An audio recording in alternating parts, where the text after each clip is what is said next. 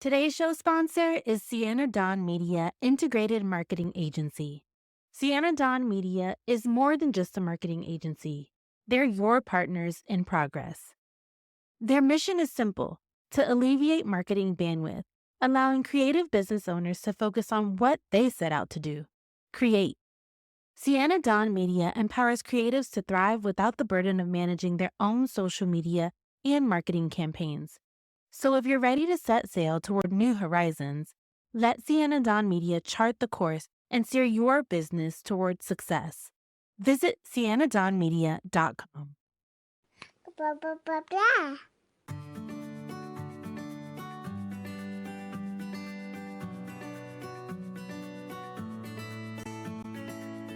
Welcome to the Our Forever Smiles podcast, a podcast created to support mothers of children who were born with clefts and those who love them.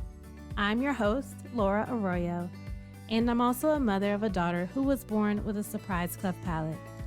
I know the challenges you face every day. Whether you have just learned the difficult news of your baby's cleft lip or palate, you're in the midst of pre-op or post-op, or you're an OG cleft mom, this podcast is for you. In a weekly conversation, we will talk about everything from feeding and speech therapy to surgery and school. We'll share tips from guest experts and advocates, and even share a little joy in the process. You can listen to Our Forever Smiles wherever you listen to podcasts. Don't forget to subscribe and stay tuned.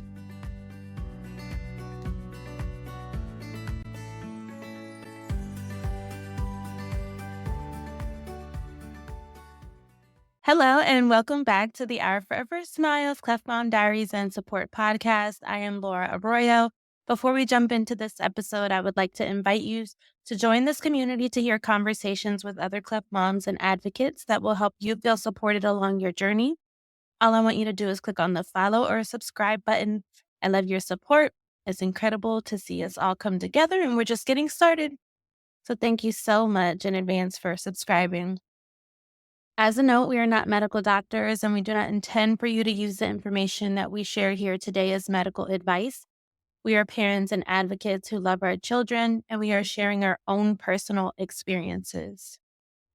I am so delighted to meet with our next guest because, as many of you probably have done yourself, you probably research things. And I know the minute that you receive your diagnosis, even though the doctors tell you not to go to Google or not to go online, we can't resist. And you may have found information about clefts, and there are some pretty scary things out there, but you may have also stumbled upon a corner of the internet where there is hope and beauty in this journey. And I'll just never forget a mom telling me that when her baby was diagnosed with the bilateral cleft lip and palate, she searched the internet and found Cleft Love IG and instantly felt like everything was going to be okay. We have Ashley Barbour here today. She was born with a bilateral cleft lip and palate. She is the creator of Cleft Love, a blog dedicated to sharing her experience growing up and living as a woman affected by cleft. Her goal is to raise awareness of cleft and educate with love. Ashley is a co-host of the Love Meets Joy podcast, and she resides in Michigan. Welcome, Ashley. Thank you so much for having me. And I feel like I'm going to cry before we even get started. That whole introduction. Oh my gosh.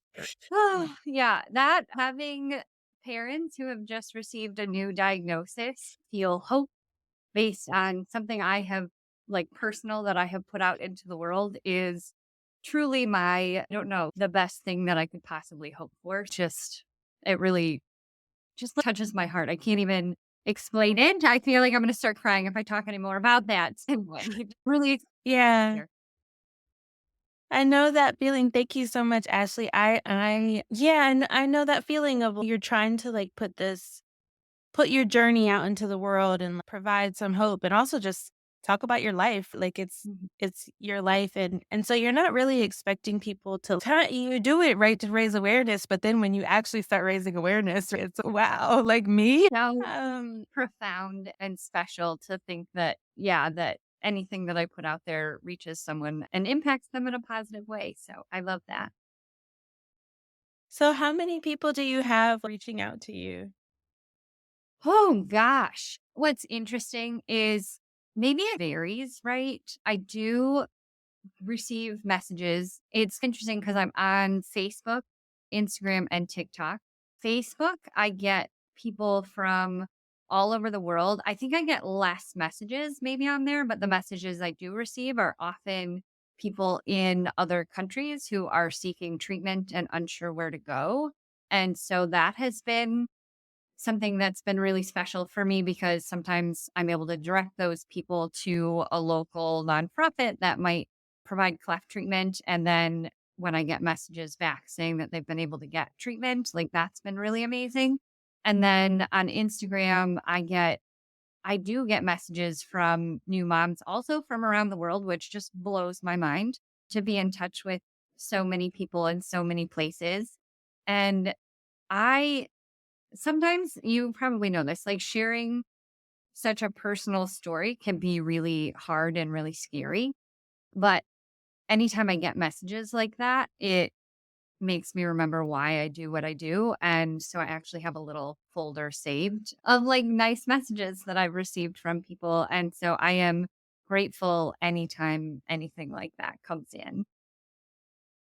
Oh, wow. Yeah. Yeah, no, I now, of course, people reach out to you, but I'm sure that it's taken a little while to get to where you are today. That's my assumption. I don't like to assume, but I want to talk a little bit about your journey to building your advocacy and your awareness online. Were you always really open about talking about your journey, or was this something that kind of happened later on in your life? How did that come about? It's a really good question. I was actually reflecting on this recently. So I think something that is a common theme for many of us is that this whole experience is such a journey, right? And sometimes certain things feel right and then other times they don't, and it can ebb and flow. My advocacy journey probably began when I was in kindergarten, and I didn't even realize that it was the start of an advocacy journey.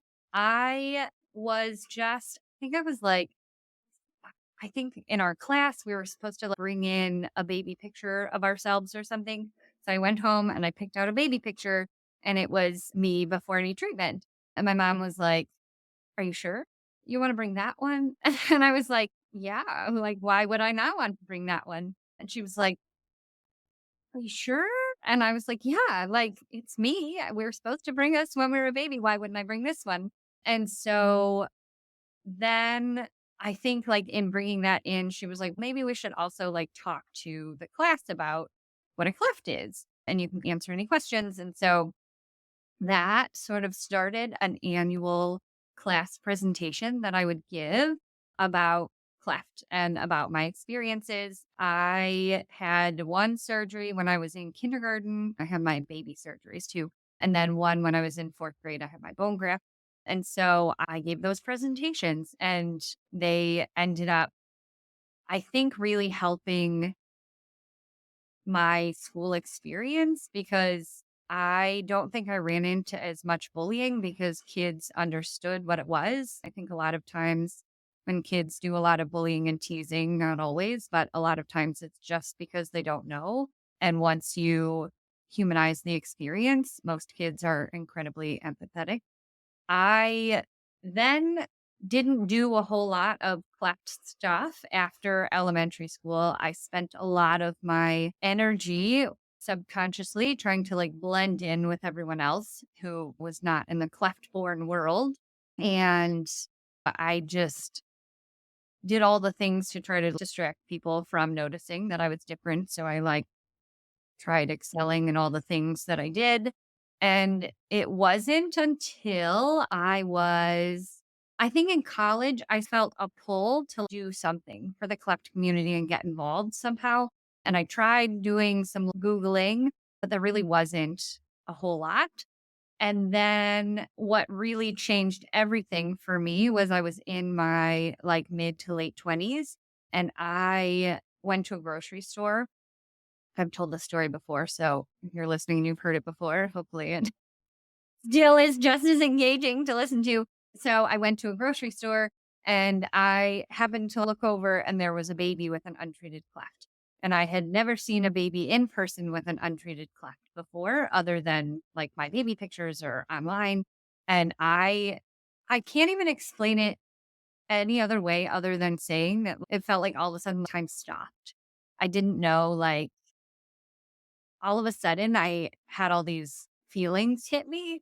Like, I didn't know what I would feel if I saw a baby with an untreated cleft. Like, if I thought it would be gross or weird or something. And then if I thought those things, like, what did that ultimately mean about how I saw myself?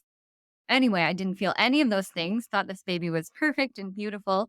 And I went and talked to the mom and the grandma who were at the grocery store and told them how beautiful their baby was and gave them a quick little rundown of me and my story. And they were crying and I was crying and like we were all crying. And I just realized that something that was missing in the world is cleft voices. And so I went home and eventually the long short version is that I went home and just started sharing my story on the internet, and here we are. So it's all thanks to that baby who I have no idea where he is.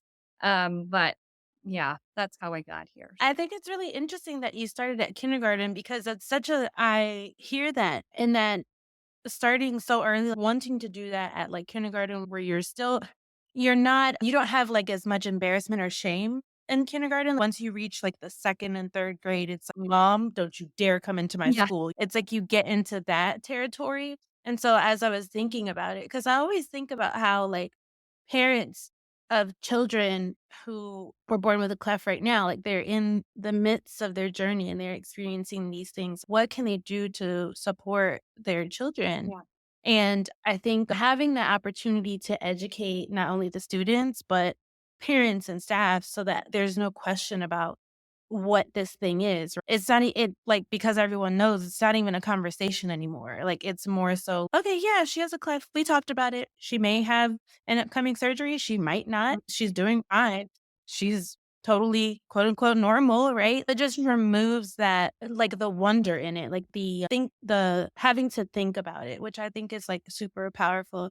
And then I think I always think about people that are in the world that see another baby or child and what is the appropriate way to react to that. I've asked a lot of people that have been on the podcast would be the appropriate way to talk to someone. So when you approach the baby or the family, Yeah. because the reason I ask this is because I find that maybe like the older generation is more so they feel like not ready to talk about it a lot of times or don't want to talk about it. And so I was told one time that a mom approached an older person that they had a repaired cleft. But when they mentioned it to them or something in passing, or they had this conversation about it, the person was like visibly Shaken. yeah, or leave me alone. Like, why would you even ask me something like that? Mhm. And how did you do it? What Okay, did you say? I think several things to comment on. So the first thing, like, I just wanted to put a caveat with the presentations that I would give in my class because I think sometimes people are like, "Oh my god, like now we all need to do a class presentation," because I thought that was like very helpful for me. And my caveat is to follow your child's lead because as much as I appreciate that there is like a parent journey alongside the child who is born with cleft, ultimately, I think following their lead is super important. And if they're not feeling comfortable, they'll talk to the class or have you talk to the class. Even if you are like, this is what's going to make it better, I think following their lead is so important just because, again, it's a journey. And just because they're not comfortable this year doesn't mean that next year they won't be comfortable. But I think it's just so important to listen to that. And then as far as seeing someone born with cleft in the wild, right? I struggle with this when it comes to other people who are born with cleft. A lot of times I don't approach them just because I know for me, in those many years that I spent trying to camouflage myself and blend in, it can feel very jarring to have someone like come up and say something when you're not expecting it or not in that space. I will even say I was maybe a year or two into sharing my life on Collect Love on the internet, doing all that stuff. And then one time I was at work, I was doing a home visit. So I was like in a professional setting. And then there happened to be a translator in the home. And she just all of a sudden started talking about, oh, I know someone who was born with a cleft and you were born with a cleft and all this stuff. And I was like, please don't. I'm like at work. Of course, I didn't say that, but I was very taken aback. And so I saw all the sides, and that's what makes it so hard to know what to do. This situation, I think, because I was the person who was born with a cleft, I just went up and started talking to them to tell them how beautiful their baby was. So I didn't even think twice about it in that situation for some reason. Have you found that some parents don't like to be approached? Oh, yeah. I think so in that situation, I think it may have been because it was a baby and the baby doesn't necessarily like Right. the parents are really speaking for them. And then it's just as you say, I always share this as well, like, I have a parallel experience as my Me. child, right? Like, we all have, like it's not it is our journey, but we have a separate journey, and so I think, like, right now, because obviously the baby can't really, like, Yeah. advocate for themselves, you have the parents, it's a lot easier to talk to maybe to someone that isn't experiencing the same journey, and so in that case, I could see what like, how why and how that would be easier too, and I think if someone were to approach me, it would be less if someone that was born with a cleft approached me, Yeah. it would be less I don't know, it would be less jarring than if it were an adult that didn't have the experience to, of course, come up and say something to me like, "That's an easy fix." Like, you wanna just Yes. die. Yeah. And you're like, oh my God. Yeah. Like, "Not Or- this again." But, yeah, I think so many of us are, like, very much don't wanna hear from the others or Yeah. strangers who aren't in the experience or don't know the experience. Yeah. But on the flip side, we wanna talk about it. I know it's so hard. Do you want to know another funny story? So I was also at work and I was in a meeting. I work in education and I was in a like sort of staffing meeting. And this woman came in that I'd never worked with before. And she was an occupational therapist. And I could tell she was born with cleft. Obviously, I was too. So I was like, oh my God. And I was like, I want to tell her about Cleft Love, but I don't know how to do it. And I was like, and like at the end of I just decided not to because again, I was at work and I knew that sometimes that isn't the right place or whatever. And then I got home and I had a message on my Cleft Love account. And it was someone that had the really unique name, and they were like, "Hey, can you send me a message?" Or I don't know, whatever. So I did. And she was like, "Hey, like we were in a meeting together this morning." And so she had been following Cleft Love already for a couple of years. And so it was like really funny to be in person and then still not neither of us talk about it, even though like she knew who I was and what I did and all of that. So it was like a funny thing. Yeah, she should have said something if she'd been following Yeah, you. that surprised me because in that situation, I would've been like, "Oh, yeah," but and Yeah. funny. Yeah, but yeah, no, so even in those situations, it's, do I say something? Do I not say something? But I think we were talking about how we have these, like, parallel journeys, right? Have you ever been able to talk to your mom about what she experienced in giving birth to you, what her journey was like? Yes, I have. We've talked pretty extensively about it in the last several years, particularly as I've been unpacking all of this and sharing it with the world. I was born in the 80s, and my cleft was a total surprise at birth. My mom's pregnancy was like typical and progressed how it should. And at the time, they didn't do ultrasounds unless they suspected there was something going on. They didn't suspect anything, but my mom had preeclampsia leading up to when I was born. And then, so like the whole birth was stressful anyway. And then as I was coming out the birth canal, and that was like another thing. And then I was born and I was whisked away. And I can't remember if my mom said she heard them say something, but like when they came back, they had me, but like all of the sort of medical people were like surrounding her bed and like making sure she was okay. And I think she was like shaking from the afterbirth stuff and just all the things going on. And she remembers someone bringing her warm blankets, but like one of her most vivid memories of the time, and my mom is not like an emotional person, but she will cry every time she talks about this, that she remembers everyone like being around her and making sure that she was okay, but she just wanted to make sure my dad was okay. And she was like separated from him because there were like all these people around her. And so she's always like, everyone's taking care of me, but who is taking care of him? And so that was like her biggest concern at the moment. And so my parents didn't know a whole lot about Cleft. They got like a little black and white pamphlet that they were sent home from the hospital with. The plastic surgeon did come to the hospital and meet with them in the day or two that we were staying in the hospital. Yeah, they had a lot to learn and unpack. They didn't know what else might be going on or anything. And yeah. Yeah. When did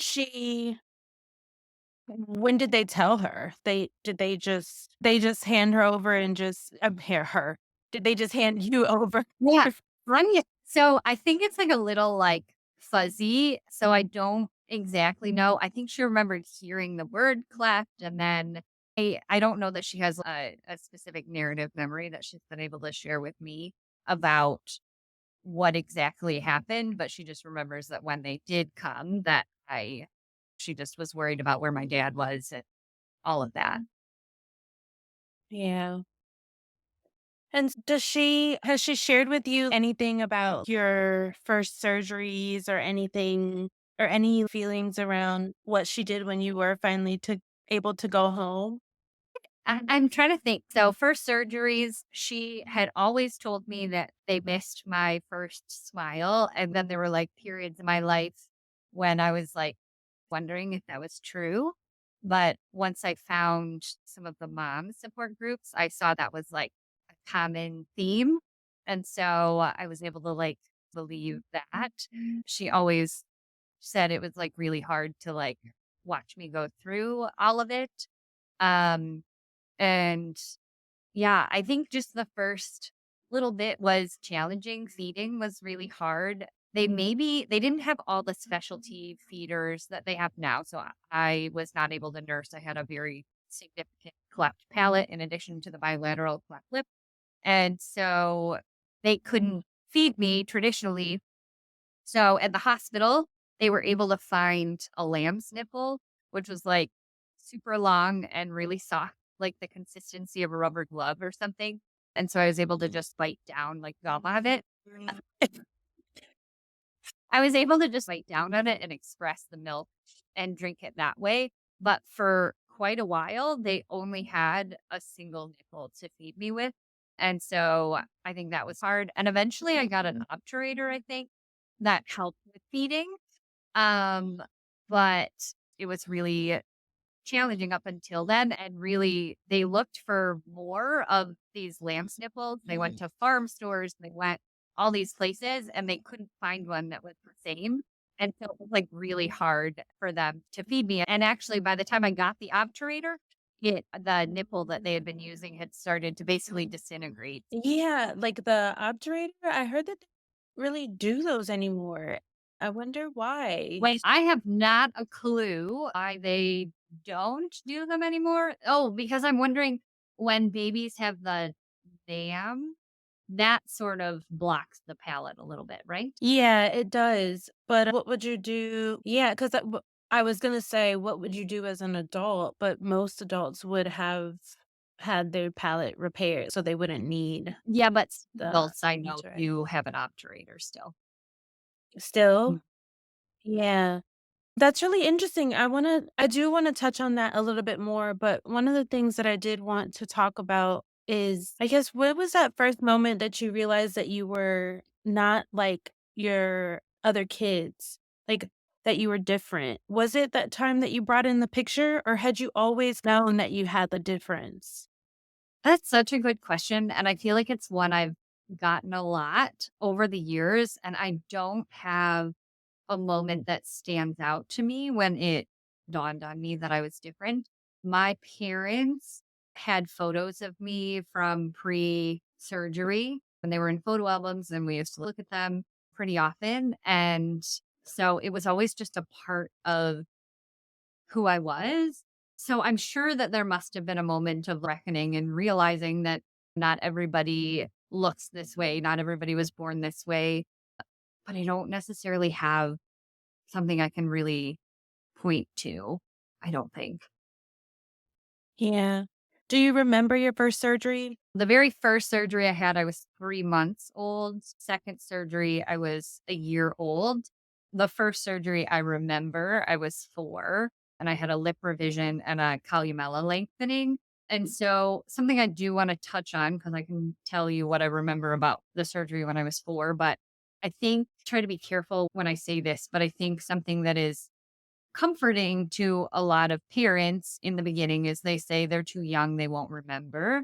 And while it is true that there's not a narrative memory, your body holds on to the memory of not knowing what it was happening to it and the feeling of being attacked, even though it was like something that was necessary. And especially when you have those very invasive surgeries prelingually before you have any language online and the ability to create a narrative memory, I think it can really create quite a bit of medical trauma, which I don't like the word trauma anymore because it's such like a buzzword.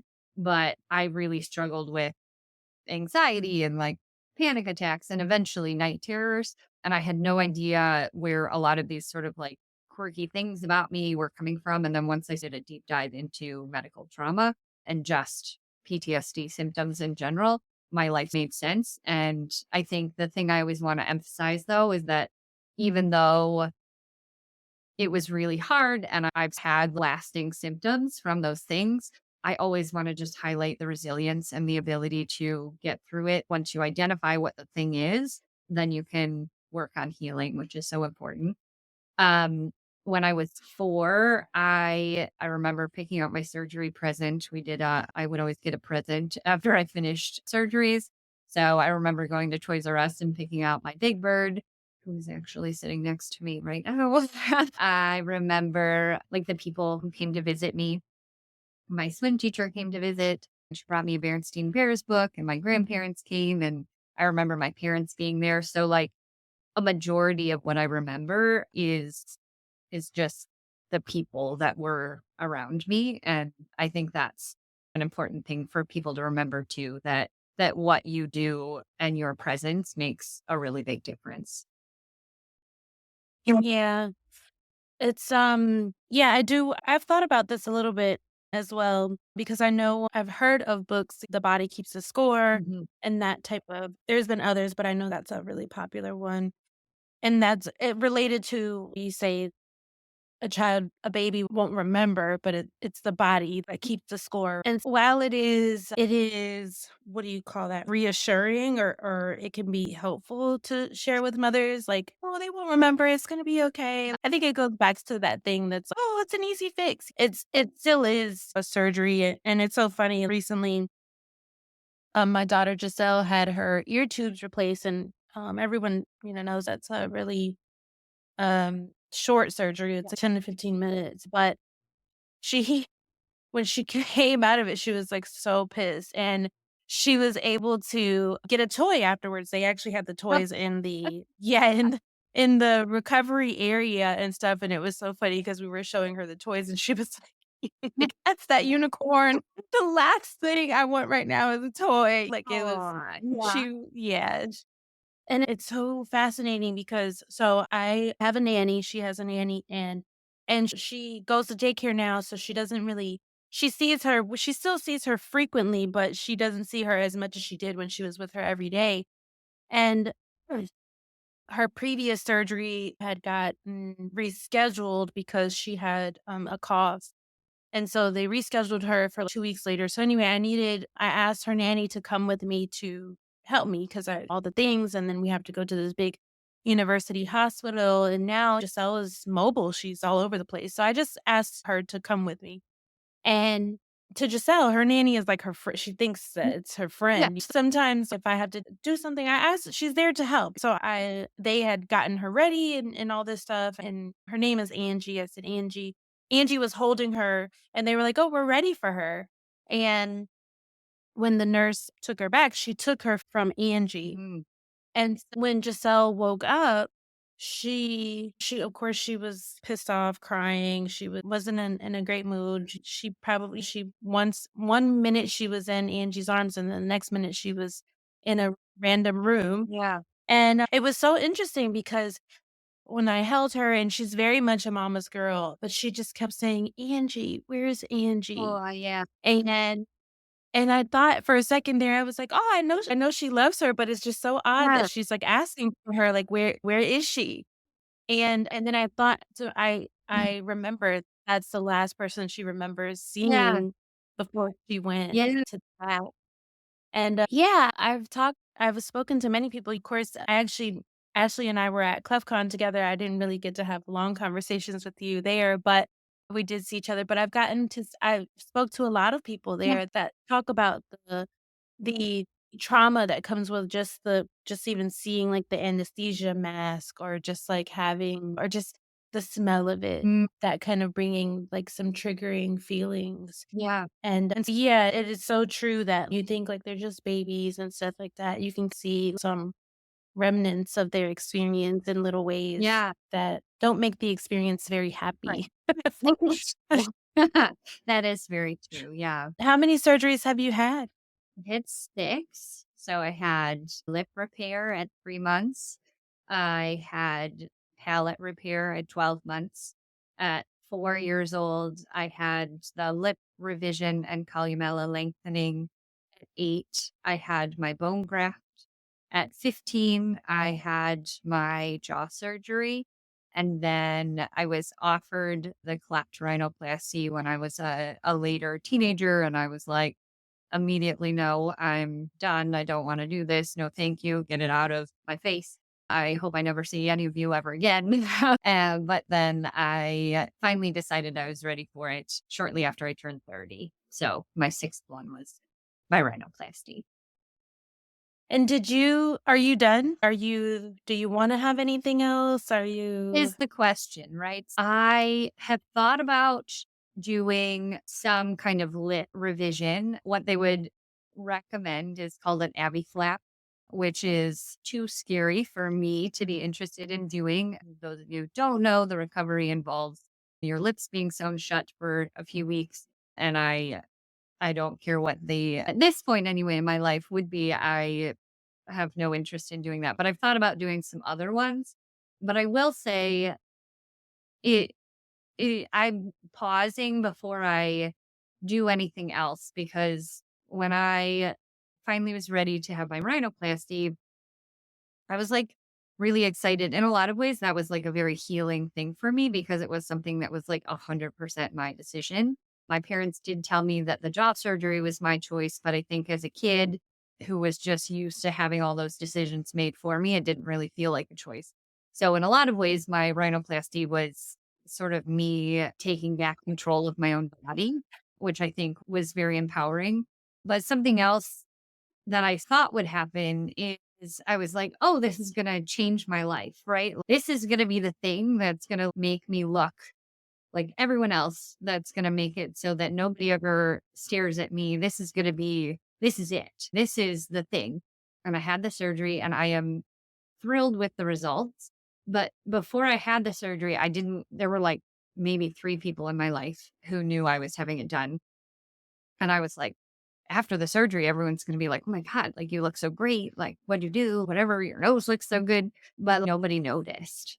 It was just me who noticed and people closest to me, which good plastic surgery, you can't tell that someone had something done. It just looks like it's been there all along. But I think it didn't change my life. There weren't any like angels singing or anything at the end of it. And so it really emphasize the point that it's really an internal journey, like this sort of acceptance and loving who you are and being confident in who you are is And I have nothing against people who want to do all the external things. I do Botox now. I love Botox. I'm all about doing whatever makes you feel better. But I think for me, it became a question of, okay, if I do the lip revision, then what am I going to feel like I have to do next? And so I think I've had to pump the brakes and just sit for a while with the face I have and what I look like and just do some of the inside work first. Amen to that. Which I love that. I love that. But I guess just in saying that too, like, where did you said you shared previously that your mom is not like a very emotional person. So I assume that she's more like logical, rational on that side of things. But did she instill this idea of mind and heart first in you? Or is this something that you've learned professionally? Or is it a combination of both? How did you become this strong individual, like strong, confident, and just very thoughtful? when I say my mom isn't very emotional, she doesn't cry very often. I think she still is very thoughtful about, I don't know, just a lot of things. Both of my parents are social workers. Of the two of them, my dad is more emotional, probably. And my dad and I will cry like at the drop of a hat. And my mom will be like, get it together, which we need because otherwise we'd just be a blubbering mess all the time. So thank goodness for the two of them. And so, yeah, I don't know. I just think between the two of them, they really were thoughtful about like having conversations with me about all kinds of things. So when I was little, like bedtime was like very important to us. And my parents read to me probably through middle school. So even though I could read to myself, like it was still something we enjoyed doing together. But then it would also allow for like conversations and like talking about the day and talking about other things. And I remember my dad laying with me and us having conversations about what if somebody said this to you, what's something that you would say back? Or like, how would you respond if this happened? And so I think just, I don't know, we talked through a lot of scenarios, like they were always very open. Yeah. So I think I just had a really strong family unit. And then, yeah, they just helped pave the way, I think.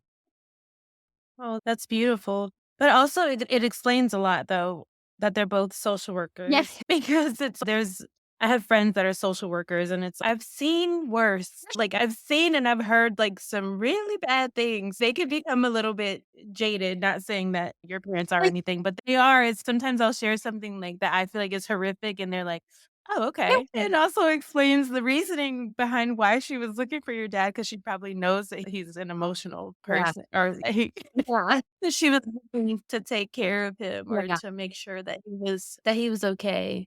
I love that. Yeah. Yeah, that's beautiful. And so I know that you've been an advocate pretty much your entire life. I love that. And you've been building awareness. So are a lot of different places that I've seen you. I wanted if you can share a little bit of information about the Elsa bill, if you have any. I know that you all were on the Hill. I don't know, forgive me for, like, my ignorance. I don't know where we are with that, Mm. but as someone who's had several surgeries, who's obviously, I hope that you've been relying on some type of insurance or coverage to be able to do this even into, like, adulthood, right? Like, we wanna make sure that children that are born with cleft lip, cleft palate are able to get care and treatment for a lifetime, and so where first, we can talk about your experience in going into on the Hill, and then if you wanna share, like, where we are with that would be great. So, for people who don't know, ELSA is the Ensuring Lasting Smiles Act.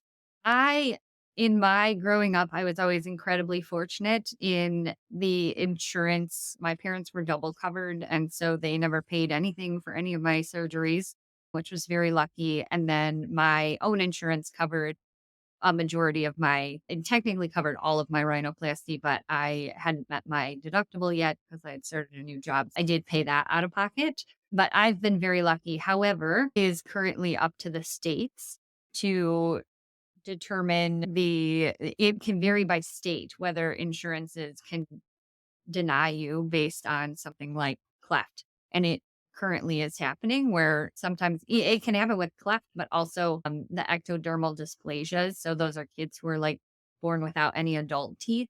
and they need things like dentures replaced every year or something because they're growing and their mouth changes. But insurance companies won't cover the cost because they only cover the cost of new dentures every 5 years. And so that can be really cost prohibitive for a lot of people. So, what the Ensuring Lasting Smiles Act would do is it would require that all insurance companies cover the medically necessary treatments, which would also include orthodontics of people who are born with congenital anomalies and birth differences. So we're really hoping that it gets passed. I don't know if you know this, but it's an election year this year. There's a big day next Tuesday. And as such, I don't even think ELSA was ever formally introduced in the past. I think it's been introduced 7 or 8 times, and several times it's made it through the House all the way to the Senate, but then it just hasn't gotten pushed through the Senate, not because people don't agree with it, but just politically, there are a lot of strategies that are happening, and so it just doesn't get brought up. So, what I did hear was that sort of the hope for this year is that it might get tagged on to another bill as a rider that has nothing to do with the Ensuring Lasting Smiles Act, but that it might get pushed through into law just as a rider on another bill. If not, then it will have to be reintroduced next year. And I think all of the riders and things like that try to get pushed through in like December, January during the lame duck period. So we don't have a whole lot of information at this point, so we can be a little hopeful that maybe it'll squeak in this year. But if not, the way our system works is if it doesn't pass through both the House and the Senate to be turned into law, then it has to restart the whole process all over again the next year. Yeah.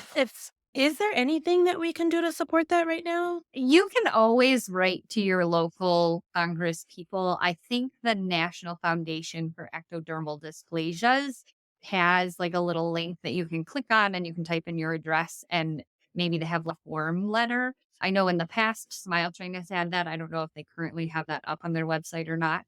So yeah, the National Foundation for Ectodermal Dysplasias is always a really great place to check because they really spearhead all of the work on ELSA, and a lot of other nonprofits sort of work with them to help further their mission, but they're always driving it. Yeah, we'll put some of those resources in the episode notes.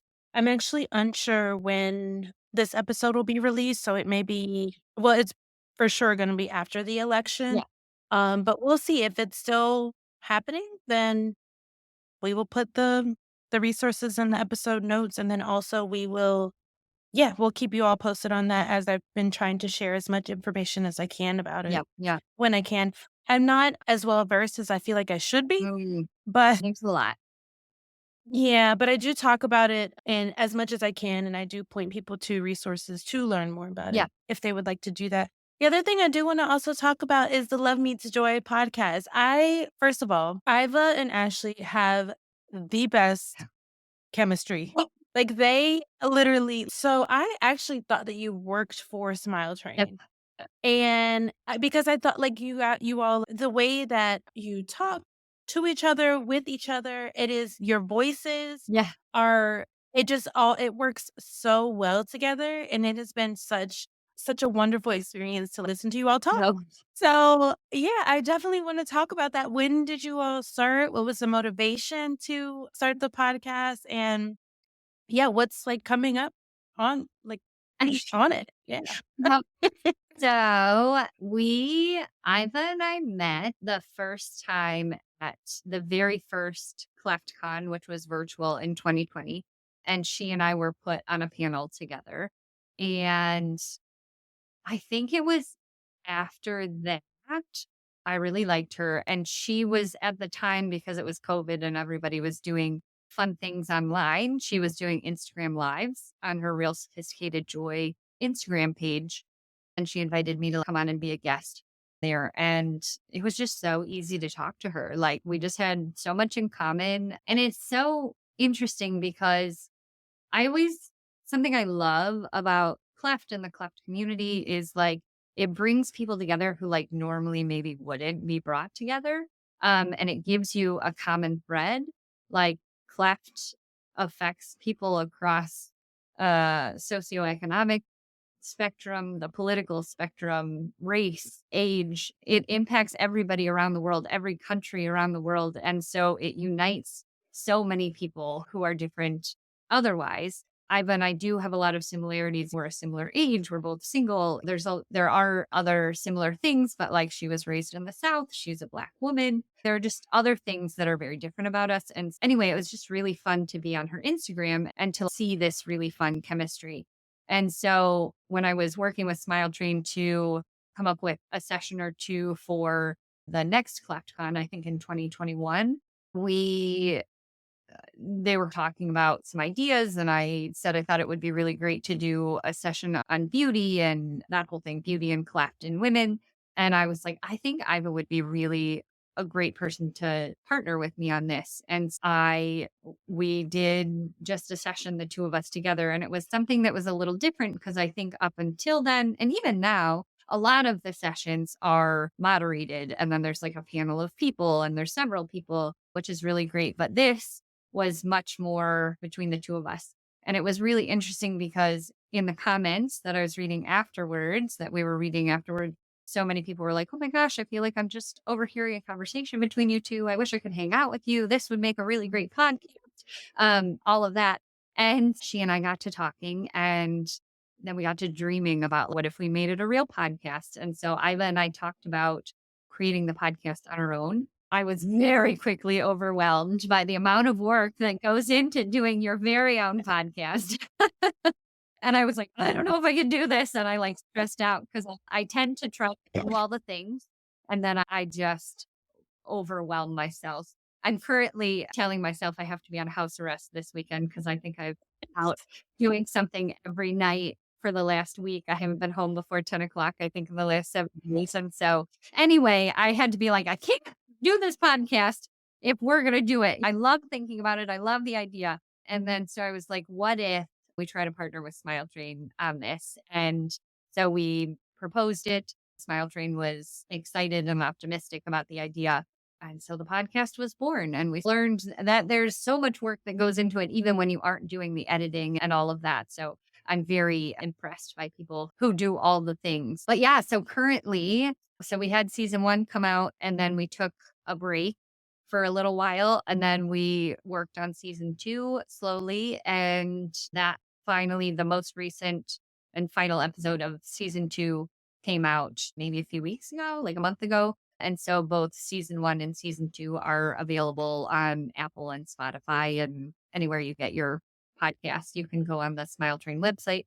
Also on the Smile Train website, there are transcripts of all the episodes. Anyone who has hearing differences or anything can go out there and read and follow along if that's helpful. I love that. And I am a subscriber and proud supporter. And of course, if Smile Train wants another podcast on their network, we're right here. It's a wink. But yeah, so I just want to like thank you so much for joining this podcast, the Our Forever Smiles podcast, because I feel like your voice is really powerful and impactful. And I think that I think what happens, although this podcast is more geared for mothers to hear stories from other mothers to get that encouragement, that support that they need. I think it's so important for mothers to also see cleft affected individuals and adults and to think in the future, right? Like, how is my daughter going to be? How is she going to live her life? Will she be successful? Will she date? Will she be able to live a good quality life? Yeah. I think that's the thing that we most look for, right? That's the thing that we are most concerned about. I know, like, for me, one thing that I worry a lot about with my daughter, which is so weird because she's only 2, Yeah. but I just always wonder if she's happy, Yeah. and I just want her to be happy. Oh. That's the one thing that if I could wish anything for her, I want her to be happy.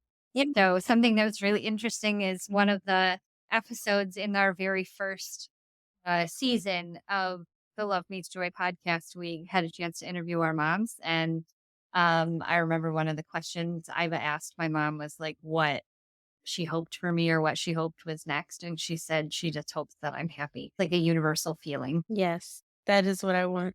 That is what we all want, I think. But just in closing, what has been the biggest lesson that you've learned along your journey? I think something that has been the most important for me is that I'm not alone. I'm not alone, that there are other people who are experiencing it. I guess maybe there's two, right? That has been something that has been very important for me to realize. I think finding community has been very empowering. The most important thing that I have seen in myself and that I try to show in everything that I do in Cleft Love is just the resilience that I have in myself and that I know so many people who are born with cleft also have. We can do hard things, we can get through the hard things. I'm always tried to be really honest in sharing my journey, but also bring levity and humor and all of those things. I think just a life lesson for me in general is we can't always choose the path that we're on, right? Sometimes you can have all the plans in the world and life has other plans for you. But I think whatever road you're on, there are always ups and downs. And for me to focus on the ups is the work, right? That's where the joy is. I think no matter what's happening, you can always find something that is going right. And I think that's so impactful. Something in my life that I do and that I do on social media is several years ago, someone told me that when they're having a bad day that they look for hearts in the world. And so I look for hearts everywhere that I go. And I see them in leaves. I see them in chalk drawings. I see them on stickers that have gotten stuck to lampposts. And I see them everywhere. And I think that the more we train our minds to tune to the hearts or the positives or the ups in life, the more we see them. And yeah, I think that's probably been just one of the biggest lessons for me. Like I was born with a cleft, and that has had some really hard moments, but there have also been a lot of really beautiful parts along the way. I love that. And thank you so much, Ashley, for joining us today. I mean, it's been so much fun. I just want to say that Ashley, you might not be able to hear this, but Ashley has had someone leaf blowing all around her house the the entire time. The entire time we're going to record this episode. And if he keeps going, he's probably going to blow her house away. So we And my cats have been meowing too because it's time for their lunch. So yeah, this is we're quite professional over here. No, I love it. And we're gonna send her hearts today. Clef Love on is it Clef Love IG or is it Clef Love? Oh, on Instagram, it has to be Cleft Love IG because someone else took Cleft Love many years ago. I don't think that they are currently active, but everywhere else it's at Cleft Love, but on Instagram it's at Cleft Love IG. You should write to them. I should, right? That would be great. Yeah, And now and it's say hi. I have on Twitter. I tried to take the handle at Cleft Love, but it's currently being used by someone named Christopher Left Love. I would write to him too. But yes. Thank you so much, Ashley, and thank you all for listening to the Our Forever Smiles, Clap Mom Diaries, and Support podcast. Be sure to subscribe and submit a review wherever you listen. I hope that you've enjoyed this audio experience. Maybe you cried a little, laughed a little, but more importantly, I hope that you feel a little piece of reassurance and even joy in your journey. Talk to you next week.